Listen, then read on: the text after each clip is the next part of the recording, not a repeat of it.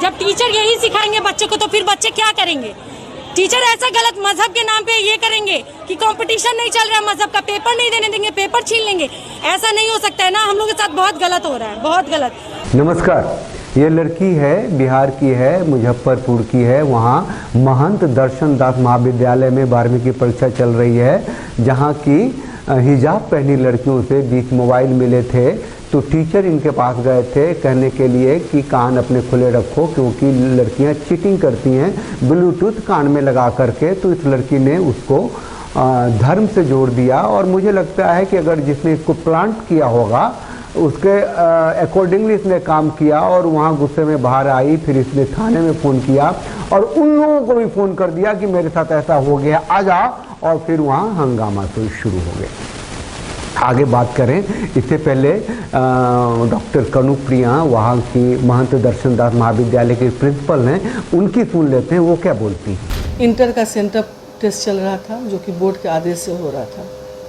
सारी छात्राएं अपने क्लासरूम में मौजूद थी, और जो एक नियम होता है कि एग्जामिनेशन से पहले टीचर बोलते हैं कि अगर किसी लड़की के पास कोई तरह का कोई चिट हो या मोबाइल हो तो आप बाहर निकाल दें। उसी क्रम में बहुत सारी लड़कियों ने मोबाइल रखा हुआ था, जबकि लड़कियां जानती हैं कि रूम में एंटर करने के बाद मोबाइल ले जाना अनुचित है। तो 15-20 लड़कियों ने अपना मोबाइल बाहर निकाला जो कि रखी हुई थी, और एक लड़की के पास जब सबसे पूछते हुए जब टीचर उस लड़की के पास गए जिसने हिजाब पहन रखा था, तो उन्होंने कहा कि उसका कान ढका हुआ था। तो टीचर ने कहा कि कान तुम बस खोल के दिखा दो कि कहीं ब्लूटूथ का तो यूज़ नहीं कर रही हो, क्योंकि हम लोग जानते हैं ब्लूटूथ आजकल कॉमन हो गया है, चीटिंग का एक सोर्स हो गया है। तो उस लड़की ने कहा कि नहीं, मैं कान नहीं आपको दिखाऊंगी। और तो बोले कि ऐसे में तो फिर तुम एग्ज़ाम कैसे दोगी? सारी लड़कियां बता रही हैं कि या दिखा रही हैं कि मोबाइल है या नहीं, उनसे पूछा जा रहा है। तो वो लड़की काफ़ी क्रोधित हो गई और बोली कि ठीक है, मैं एग्ज़ाम नहीं दूंगी, लेकिन अपना कान भी खोल करके नहीं दिखाऊँ। जैसा कि अभी कुछ प्रेस रिपोर्टर थे भी, तो उनके सामने एक लड़की भी आई जो उस रूम में मौजूद थी, और वो छात्रा थी, एग्जाम दे रही थी। उस लड़की ने कहा है, लड़की ने कान खोल के तो दिखाया नहीं क्या है नहीं है, लेकिन उन सबको फ़ोन कर दिया जिसने इसको प्लांट किया था, तभी तो हंगामा हुआ। देखिए, मैडम ने, प्रिंसिपल मैम ने जिस लड़की का जिक्र किया है जो उस समय क्लासरूम में थी, वो भी एक मुसलमान बच्ची ही है, नाम एम फातिमा है। वो क्या कहती है वो सुनिए। क्लास में कुछ लड़कियां हैं जो ऑब्जेक्शन कर रही थी कि सर ने मेरा स्कार्फ निकलवा दिया है। तो मैंने उसको बताया था कि ये जो स्कार्फ है ये मतलब लगाई हो तुम बहुत अच्छा, लेकिन ईयरपोर्ट्स वगैरह लगा के चीटिंग करते हैं लोग, इस वजह से सर ने बोला था कि ये स्कार्फ निकाल दें। तो उस पर वो लोग करने लगी कि हम लोग का रिलीजन है ये वो।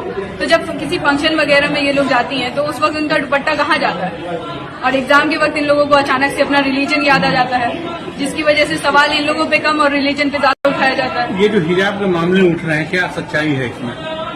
टीचर के द्वारा उनको बोला गया हिजाब हटाने के लिए, फिर उनको धर्म को लेकर कोई हिजाब हटाने कभी नहीं बोले किसी बच्चे को, सिर्फ इतना बोले हैं कि तुम लोग अपने कान खुले रखो। अच्छा। बस दैट्स इट। तो उस पे लड़कियों ने क्या कहा? उस पे लड़कियां मतलब इसको एक अदर सेंस में ले जाती हैं कि हमारा रिलीजन है और सर हमारे रिलीजन के खिलाफ काम करवा रहे हैं, पूछ रहे हैं हम लोगों से, बोल रहे हैं कि हिजाब निकाल दो। आप उसी क्लास में थी? जी, हम उसी क्लास में थे। क्या नाम हुआ? एमन फातिमा। सुन लिया, इंडिया सैल्यूट्स दिस गर्ल एम फातिमा। ये होती है लड़कियां जो सच होती हैं, सच पे रहती हैं, सच को समझती हैं, अपने देश की मिट्टी को समझती हैं, इसकी आत्मा को समझती हैं। फिर से एक बार उस लड़की को सुन लेते हैं, उस बच्ची को भी सुन लेते हैं जिसने हिजाब को लेकर के क्लास में गए, उसके बाद बोल रहे हैं कि मतलब पेपर दे रहे थे हम लोग बैठ के आराम से, उसके बाद कहते हैं कि हिजाब खोलो अपना। और वो टीचर थे, लेडीज टीचर नहीं जेंट्स टीचर, बोलते हैं हिजाब खोलो, कान दिखाओ, तुमने ब्लूटूथ लगाया। ठीक है, हमने कान दिखाया, बोला ठीक है कान देखो, ब्लूटूथ नहीं है हमारे कान में। फिर कहते हैं इसको खोल के हटाओ, धर्म के नाम पे तुम लोग फायदा उठाते हो, ये करते हो वो करते हो, खाती कहीं और का, जाती कहीं और का। मतलब क्या दिक्कत है? हमको बोले कि तुम अपना हिजाब खोलो, हम खोले भी कि देखिए हम ब्लूटूथ नहीं लगाए, उसके बाद बोलते खोल के हटाओ। बात नहीं बोलते हम खोल के देंगे काम, बोलते हैं कि मजहब के नाम पे तुम लोग ऐसे करती हो, यहाँ मजहब का कोई ये नहीं चल रहा है जो हिजाब बांध के आई हो। हम नहीं खोले तो बोलते हैं कि तुम कॉपी दो, क्वेश्चन पेपर दो और जाओ यहाँ पर, कोई बात नहीं, हम मजहब के नाम पे ऐसे करेंगे। मुझे जैसा अंदेशा आ रहा है, जैसा लग रहा है कि इसके पीछे हो न हो कुछ लोग लगे हुए हैं जो बिना वजह इस महाविद्यालय का नाम खराब करने में लगे हुए हैं और शैक्षणिक माहौल को ख़राब करने की कोशिश में लगे हुए हैं। वो कौन लोग हैं मुझे इसकी जानकारी नहीं है, लेकिन निश्चय ही कि एक 11th-12th की लड़की इतना गलत काम कर सकती है, इतना डेयर कर सकती है, यह बहुत ही आश्चर्यजनक बात है। तो इसके पीछे कोई उसको बरगलाने वाला है, उसको धर्म का नाम जोड़ करके, हिजाब का नाम जोड़ करके एक गलत दिशा को दिखाने के रूप में है और इस महाविद्यालय की छवि को धूमिल करने की कोशिश में लगा हुआ है। जानकारी में आया कि वो कुछ असामाजिक तत्व को भी उसने खबर कर लिया, पुलिस को बुला लिया और सबों को उसने एक धर्म का नाम दे करके उसने एक बरगलाना शुरू किया कि टीचर ने मुझे धर्म के बारे में ऐसी बात बोली, वैसी बात बोली और इस तरह का उसने बयान देना शुरू किया। हिजाब का मुद्दा अब तो 3 बेंच के पास है। वो 2 बेंच के जो जज साहब थे वो 2 थे और दोनों के अलग अलग विचार थे। मुझे लगता है कि कानून से जब कोई फैसला होगा तो एक होगा ना, लेकिन जब अपने माइंडसेट से फैसला होगा, हमारी ये सोच है, हमारा ये इंटरप्रिटेशन है, आपका ये है, 2 जज साहब थे, दोनों अलग अलग दे दिया। वो 3 बेंच के पास गया। मतलब देश में एक मुद्दा स्कूल के यूनिफॉर्म का था, उसको पूरा राष्ट्रीय मुद्दा बना दिया। इससे पहले कर्नाटक के हाई कोर्ट ने तो कहा था कि भैया स्कूल है, यूनिफॉर्म पहनो। चलिए कर्नाटक चलते हैं, जरा देखते हैं, वहाँ परीक्षा हो रही है, बिना हिजाब के हो रही है, बहुत शांतिपूर्ण तरीके से हो रही है। और जो इस्लामिस्ट पॉलिटिकल इस्लामिक लोग हैं, जिस इस्लाम को पॉलिटिक्स से जोड़ के देखते हैं, उन्होंने भी अपनी ताकत लगाई है। बच्चियों को एग्जाम से अलग रहने को कह दिया कि लड़ना है भैया, बहुत दूर तक जाना है, कैसे छोड़ देना है। हिजाब को धर्म से जोड़ दिया है। और शायद बच्चों को तो पता नहीं है कि ये जो पॉलिटिकल इस्लामिस्ट हैं वो इनको जब हिजाब पहना रहे हैं तो इसका आउटपुट क्या होना है, उसे किस पिंजरे में कैद कर रहे हैं। कर्नाटक के हाई कोर्ट के जजमेंट के बाद बिना हिजाब के परीक्षा भी पूरी होगी, ठीक है, शांतिपूर्ण ढंग से। ईरान चलिए, महासा अमीनी की 22 साल की लड़की की मौत हो गई, हिजाब के लिए मौत हुई। मतलब जो यहाँ चॉइस की बात हो रही है वो किस तरीके से फोर्सफुली पहनाया जाता है, धर्म का आधार मान करके, धर्म इस्लामिक फंडामेंटल्स मान के लड़कियां, औरतें, स्त्रियां सब आ गई सड़कों पे ईरान की।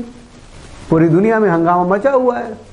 वो पिंजरा तोड़ चुकी हैं, उसे बाहर निकल चुकी हैं, अपने हिजाब को जला रही हैं, खुलेआम जला रही हैं, अपने बाल काट रही हैं, जिस कपड़ों में वो बाहर आ रही हैं वो हिजाब को धता बता रही हैं, पिंजरे को तोड़ चुकी हैं। उन्हें पता है कि 1970 में ईरान कैसा था और ये इस्लामिस्ट फंडामेंटलिस्ट, ये कट्टरवादी, ये लोग आकर के 30 सालों में सबको बुरकों में ढक दिया और पिछले 20 सालों से वो औरतों को अपने हिसाब से चला रहे हैं, रूल कर रहे हैं, गुलाम बनाए हुए हैं। भारत में यही समझ में ना आ रही। आती तो ये इनकलाब होता क्या। लड़कियां हैं, बच्चियां हैं, कुछ औरतें भी हैं जो साथ दे रही हैं अपने मर्दों को, इस्लामिस्ट पॉलिटिशियंस को। अब देखिए फिर वापस चलिए बिहार। जब कि दंगा हुआ था, पंगा हुआ था, कर्नाटक में हिजाब को लेकर के इनकलाब हुए थे, तो बिहार के किशनगंज में भी इनकलाब हो गया था। लोग आ गए थे, हिजाब राइट, हिजाब रिलीजन करके जुलूस निकाल दिया था। PFI का लोग आए थे, आगे निकल के पकड़े गए थे। दरभंगा, जो मुजफ्फरपुर से 50-60 किलोमीटर की दूरी पे दरभंगा में PFI के लोग आए थे। उन लोगों ने भी उनके अब PFI के सपोर्ट में इनकलाब कर दिया था। आ गए थे जुलूस निकालने के लिए। PFI फिर बैन हो गया तो संस्था बैन हुई है। उसके जो टॉप के लोग थे, अधिकारी थे, जो टेररिस्ट थे, जो आतंकवादी थे, आतंक फैला रहे थे देश को, वो गिरफ्तार हुए हैं। सपोर्टर्स थोड़े गिरफ्तार हुए हैं, वो तो जिंदा है ना, वो तो कुछ करेंगे ना, वो तो हंगामा करेंगे ना, वो तो उठापटक करेंगे ना। ले आए, अब एक बच्ची को खड़ा कर दिया, एक सिंगल बच्ची ने एक ऐसा हंगामा खड़ा कर दिया कि मैं भी बोल रहा हूं और हर न्यूज चैनल ने बोले हैं। ये मामूली बात नहीं है, ये आंखों देखी बात है कि ये भारत को ईरान और अफगानिस्तान तो बना देंगे 20-25 सालों में, अगर इनको धोखे से भी छूट दी गई तो। 1947 में बंटवारे के बाद के भारत में भी अगर ये सोच है तो बहुत ही खतरनाक है। अब पूरा देश भुगता है इसको, आगे भी भुगतेगा। और ये जो समाचार जब आने लग गया है चैनलों पे, तो एक खबर मैंने देखी जो कमेंट्स में कहते हैं कि वोट फॉर कांग्रेस या केजरीवाल फॉर इस्लामिक रेवोल्यूशन। क्या माइंडसेट है भाई? ले आओ कांग्रेस को, लाओ, हो जाएगा यहां इस्लामाइजेशन। केजरी को ले आओ, केजरीवाल दिल्ली वाले को, ममता जी भी तो हैं, उधर केरल भी तो है चारों तरफ। और बिहार में पीएफआई को तो चुपचाप रह करके नीतीश बाबू भी सपोर्ट कर ही रहे थे। लालू एंड कंपनी की सरकार है, वो तो पीएफआई के खिलाफ न बोले कभी, वो तो आरएसएस को बैंड करने चले, राष्ट्रीय स्वयंसेवक को, वही ये हिजाब के बारे में बोलेंगे वो। अब आपका और हमारा और देश का जो शीर्ष नेतृत्व है, जो राष्ट्र की सरकार है, उसको सोचना है कि इसे किस तरीके से निपटे।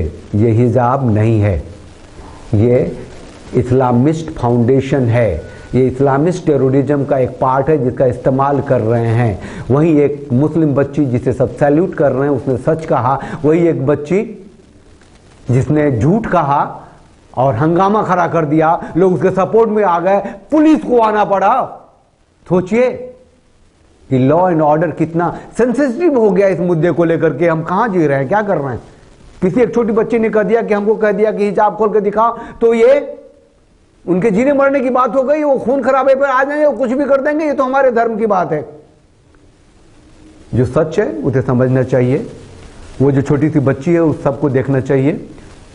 और हमें हमारे देश को ये हिंदू रीति रिवाज, सभ्यता, संस्कृति, परंपरा और सनातनी परंपरा के देश में जो हिजाब को एक टूल बना करके अनरेस्ट पूरे देश में किया जा रहा है, आतंक फैलाया जा रहा है, इससे सरकार को निपटना ही होगा। मुझे लगता है कि माननीय योर ऑनर और लॉर्डशिप के बस की बात नहीं है। आप चैनल को लाइक कीजिए, शेयर कीजिए, सब्सक्राइब कीजिए और उस बेल आइकन को प्रेस कर दीजिए जिससे आपको नोटिफिकेशन भी मिलता रहेगा। और आप सबसे मैं ये कहना चाहता हूँ कि जो हमारा चैनल है तकरीबन 93+ फैमिलीज़ का हो गया है टुगेदरनेस का। होपफुली कि आप सब चाहेंगे तो जल्दी ही 100 के तक हम पहुँच जाएंगे इस महीने, अगले महीने तक। Please share this video and subscribe this channel. तो हम तो राष्ट्रवादी है, हमारा छोटा सा चैनल राष्ट्रवादी चैनल है। हमारे साथ कहिए भारत माता की जय, वंदे मातरम, जय भारत।